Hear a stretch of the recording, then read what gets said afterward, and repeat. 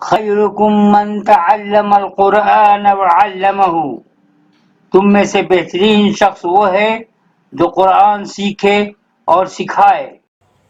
اہدنا الصراط المستقیم، ہمیں سیدھی اور سچی راہ دکھا۔ السلام علیکم ورحمۃ اللہ وبرکاتہ۔ اہلا وسہلا مرحبا، عبدالوہاب آپ کے ساتھ۔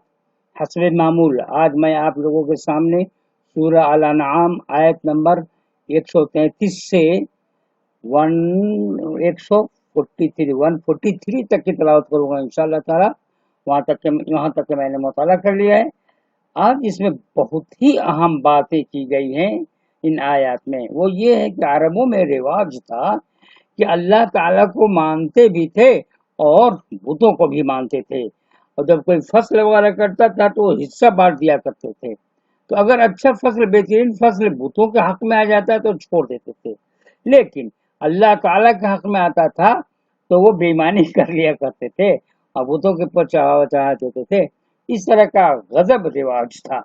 اسی رواج میں بچوں کا قتل کرنا بھی تھا، یعنی اللہ تعالیٰ کے احکام کو نظر انداز کر کے بتوں کا جو اپنا خود ساختہ بت وغیرہ تھے اسی پہ اپنا حکم صادر کرتے ہوئے طرح طرح کے بہانے اور حیلے تلاش کرتے تھے اور طرح طرح کے کام کیا کرتے تھے۔ آئیے اس کی حقیقت ہم جانتے ہیں۔ میں تلاوت کرنے جا رہا ہوں سورہ انعام 133 to 143 انشاءاللہ تعالی۔ اعوذ باللہ من الشیطان الرجیم، بسم اللہ الرحمن الرحیم۔ وَلِكُلٍّ دَرَجَاتٌ مِّمَّا عَمِلُوا وَمَا رَبُّكَ بِغَافِلٍ عَمَّا يَعْمَلُونَ وَرَبُّكَ الْغَنِيُّ ذُو الرَّحْمَةِ إِن يَشَاءْ يُذْهِبْكُمْ وَيَسْتَخْلِفْ مِن بَعْدِكُم مَّا يَشَاءُ كَمَا أَنشَأَكُم مِّن ذُرِّيَّةِ قَوْمٍ آخَرِينَ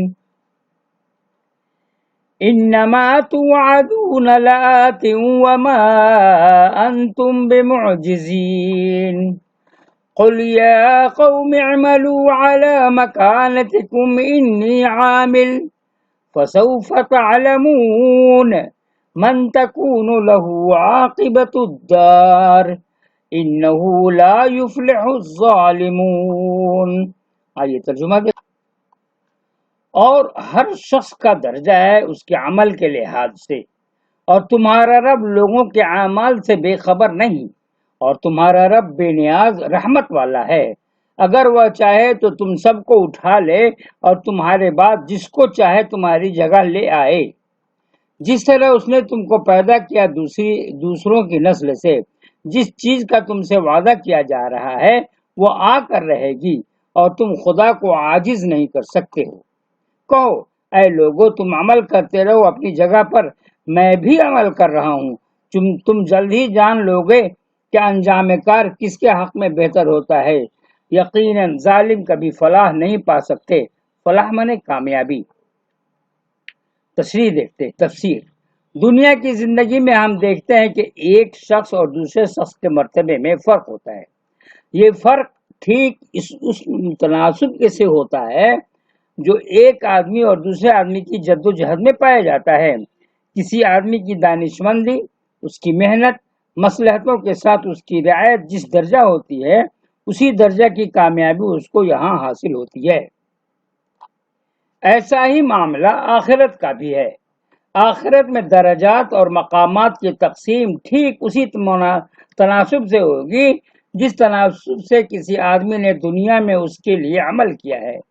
آخرت کے لیے بھی آدمی کو اسی طرح وقت اور مالی خرچ کرنا ہے جس طرح وہ دنیا کے لیے اپنے وقت اور مال کو خرچ کرتا ہے۔ آخرت کے معاملے میں بھی اس کو اسی طرح ہوشیاری دکھانی ہے جس طرح وہ دنیا کے معاملے میں ہوشیاری دکھاتا ہے۔ کیا امپورٹنٹ بات ہو رہی ہے۔ آخرت کی باتوں میں بھی اس کو مصلحتوں اور نزاکتوں کی اسی طرح رعایت کرنا ہے جس طرح وہ دنیا کی باتوں میں مصلحتوں اور نزاکتوں کی رعایت کرتا ہے۔ جس خدا کے ہاتھ میں آخرت کا فیصلہ ہے وہ ایک ایک شخص کے احوال سے پوری طرح باخبر ہے۔ اس کے لیے کچھ بھی مشکل نہ ہوگا کہ وہ ہر ایک کو وہی دے جو اس کے استحقاق کے بعد اس کے استحقاق کے بقدر اس کو ملنا چاہیے۔ خدا نے امتحان اور عمل کی یہ جو دنیا بنائی ہے، اس کے ذریعے اس نے انسان کے لیے ایک قیمتی امکان کھولا ہے۔ وہ چند دن کی زندگی میں اچھے عمل کا ثبوت دے کر ابدی زندگی میں اس کا انجام پا سکتا ہے۔ اس نظام کو قائم کرنے سے خدا کا اپنا کوئی فائدہ نہیں۔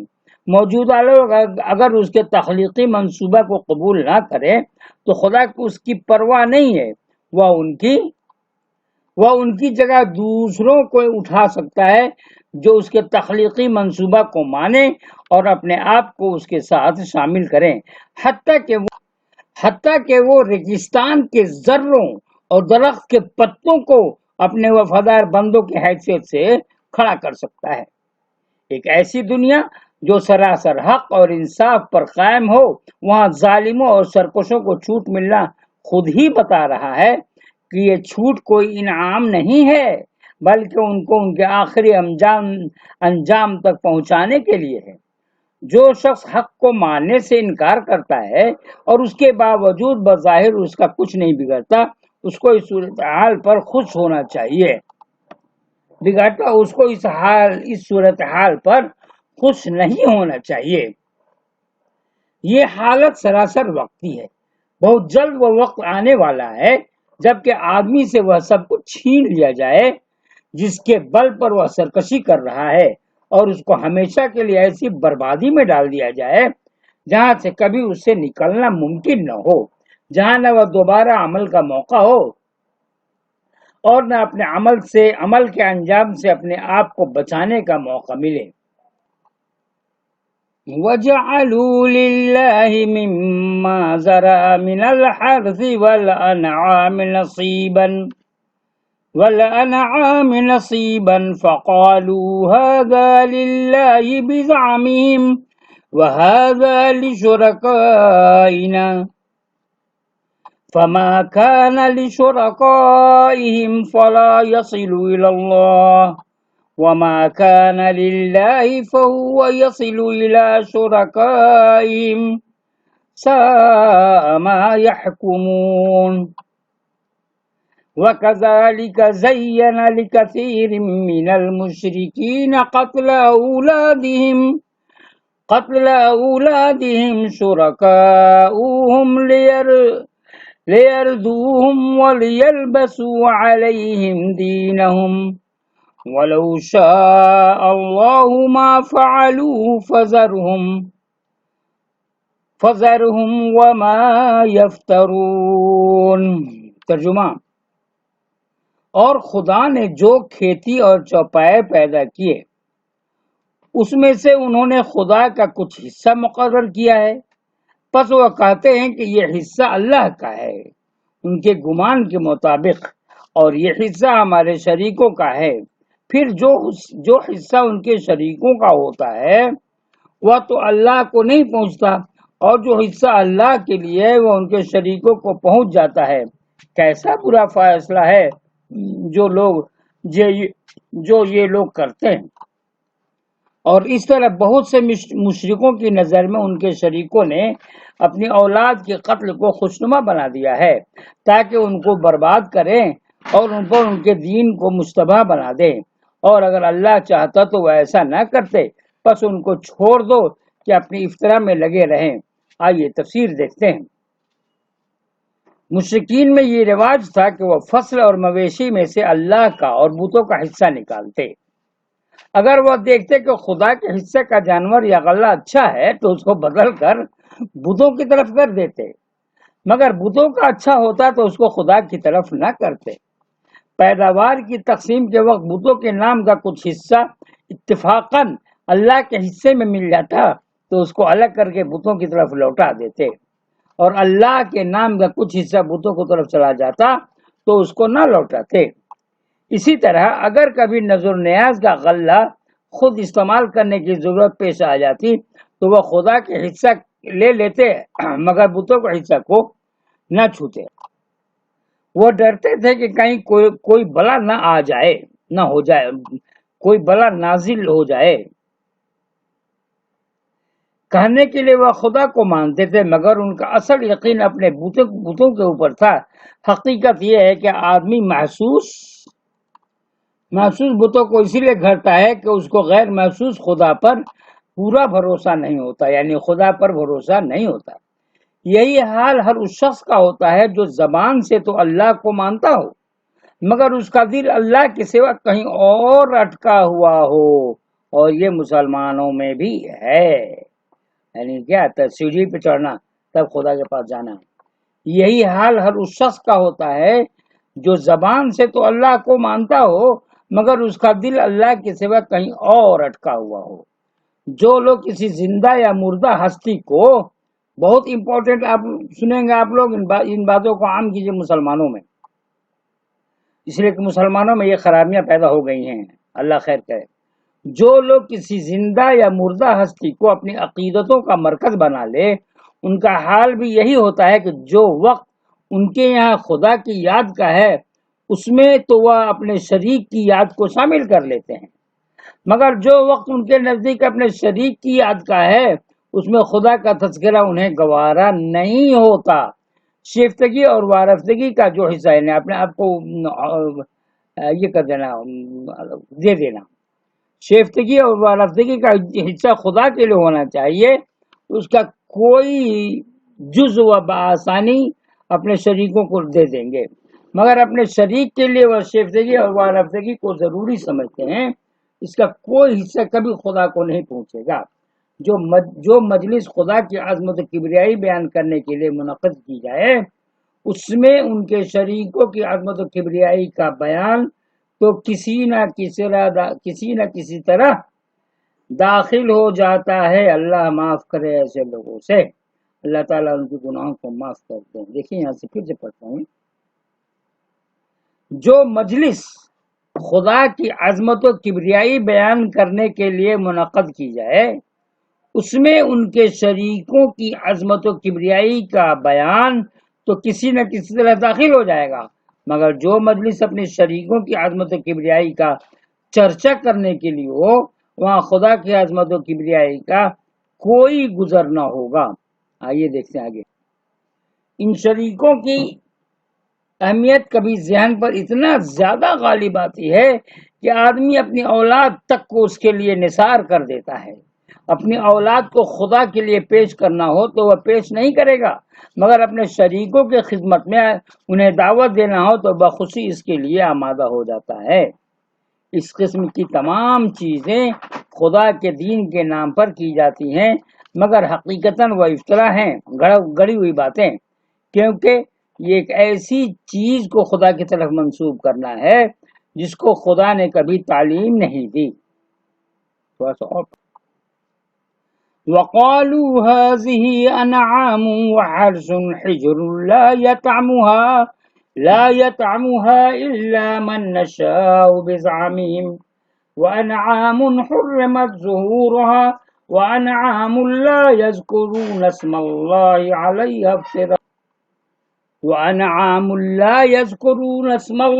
عَلَيْهَا افْتِرَاءً عَلَيْهِ سَيَجْزِيهِم بِمَا كَانُوا يَفْتَرُونَ۔ وَقَالُوا مَا فِي بُطُونِ هَٰذِهِ الْأَنْعَامِ خَالِصَةٌ لِّذُكُورِنَا وَمُحَرَّمٌ عَلَىٰ أَزْوَاجِنَا وَإِن يَكُن مَّيْتَةً فَهُمْ فِيهِ شُرَكَاءُ سَيَجْزِيهِمْ وَصْفَهُمْ إِنَّهُ حَكِيمٌ عَلِيمٌ۔ قَدْ خَسِرَ الَّذِينَ قَتَلُوا أَوْلَادَهُمْ سَفَهًا بغير علم وحرموا ما رزقهم الله افتراء على الله قد ضلوا وما كانوا مهتدين۔ ترجمہ دیکھ، اور کہتے ہیں کہ یہ جانور اور یہ کھیتی ممنوع ہے، انہیں کوئی نہیں کھا سکتا سوائے اس کے کہ جس کو ہم چاہیں اپنے گمان کے مطابق، اور فلاں چوپائے ہیں کہ ان کی پیٹھ حرام کر دی گئی ہے، اور کچھ چوپائے ہیں جن پر وہ اللہ کا نام نہیں لیتے، یہ سب انہوں نے اللہ پر افطرا کیا ہے، یعنی باندھا گڑھا ہے۔ اللہ جلد ان کو اس افطرا کا بدلہ دے گا۔ اور کہتے ہیں کہ اور کہتے ہیں کہ جو فلاں قسم کے جانوروں کے پیٹ میں ہے وہ ہمارے مردوں کے لیے خاص ہے، اور جو ہماری عورتوں کے لیے حرام ہے، اور وہ ہماری عورتوں کے لیے حرام ہے۔ اگر وہ مردہ ہو تو اس میں سب شریک ہیں۔ اللہ جلد ان کو اس کے کہنے کی سزا دے گا، بے شک اللہ حکمت والا علم والا ہے۔ وہ لوگ گھاٹے میں پڑ گئے جنہوں نے اپنی اولاد کو قتل یا نادانی سے بغیر کسی علم کے قتل کیا۔ وہ لوگ گھاٹے میں پڑ گئے جنہوں نے اپنی اولاد کو قتل کیا نادانی سے بغیر کسی علم کے، اور انہوں نے اس رزق کو حرام کر لیا جو اللہ نے ان کو دیا تھا، اللہ پر بہتان باندھتے ہوئے۔ وہ گمراہ ہو گئے اور ہدایت پانے والے نہ تھے۔ آئیے تفسیر دیکھتے ہیں۔ قدیم عرب کے لوگ اپنے مذہب کو، بہت امپورٹنٹ چیز غور سے سنیں گے، قدیم عرب کے لوگ اپنے مذہب کو حضرت ابراہیم علیہ السلام اور حضرت اسماعیل علیہ السلام کی طرف منسوب کرتے تھے، مگر عملاً ان کے یہاں جو مذہب تھا وہ ایک خود ساختہ مذہب تھا جو ان کے پیشواؤں نے گھڑ کر ان کے درمیان رائج کر دیا تھا۔ پیداوار اور چوپایوں کی جو نظریں خدا یا اس کے شریکوں کے نام پر پیش ہوتی، ان کے لیے ان کے یہاں بہت سی کڑی پابندیاں تھی۔ مثلا بحیرہ یا صاحب جانوروں کے نام ہے کو اگر ذبح کیا اور اس کے پیٹ سے زندہ بچہ نکلا تو اس کا گوشت صرف مرد کھائیں، عورتیں نہ کھائیں، اور اگر بچہ مردہ حالت میں ہو تو اس کو مرد عورت دونوں کھا سکتے ہیں۔ اسی طرح بعض جانوروں کی پیٹھ پر سوار ہونا یا ان کے اوپر بوجھ لادنا ان کے نزدیک حرام تھا۔ بعض جانوروں کی نسبت ان کا عقیدہ یہ تھا کہ ان پر سوار ہوتے وقت یا ان کو ذبح کرتے وقت یا ان کا دودھ نکالتے وقت خدا کا نام نہیں لینا چاہیے۔ ایسے لوگ دین کے اصل تقاضے، اللہ سے تعلق اور آخرت کے فکر سے انتہائی حد تک دور ہوتے ہیں۔ وہ روزانہ اللہ کی حدود کو توڑتے رہتے ہیں، البتہ کچھ غیر متعلق ظاہری چیزوں میں تشدد کی حد تک قواعد و ضوابط کا اہتمام کرتے ہیں۔ یہ شیطان کی نہایت گہری چال ہے۔ وہ لوگوں کو اصل دین سے دور کر کے کچھ دوسری چیزوں کو دین کے نام پر ان کے درمیان جاری کر دیتا ہے، اور ان میں شدت کی نفسیات پیدا کر کے آدمی کو اس غلط فہمی میں مبتلا کر دیتا ہے کہ وہ کمال احتیاط کی حد تک خدا کے دین پر قائم ہے۔ عبادت کی ظواہر میں تشدد بھی اسی خاص نفسیات کی پیداوار ہے۔ آدمی خشوع اور تضرع سے خالی ہوتا ہے اور بعض ظاہری آداب کا شدید التزام کر کے سمجھتا ہے کہ اس نے کمال ادائیگی کی حد تک عبادت کا فعل انجام دے دیا ہے۔ اس قسم کے لوگوں کی گمراہی اس سے واضح ہے کہ ان میں سے بہت سے لوگوں نے قتل اولاد جیسے وحشیانہ فعل کو درست سمجھ لیا۔ وہ خدا کے پاکیزہ رزق سے لوگوں کو محروم کر دیتے ہیں، وہ معمولی مسائل پر لڑتے ہیں اور ان بڑی چیزوں کو نظر انداز کر دیتے ہیں جن کی اہمیت کو عقل عام کے ذریعے سمجھا جا سکتا ہے۔ دوستو آج یہیں تک میں تلاوت کر رہا ہوں آپ لوگوں کے سامنے، انشاءاللہ تعالیٰ پھر کل انشاءاللہ تعالیٰ تلاوت کروں گا۔ دعا میں یاد رکھیے گا، اجازت دیجیے، السلام علیکم۔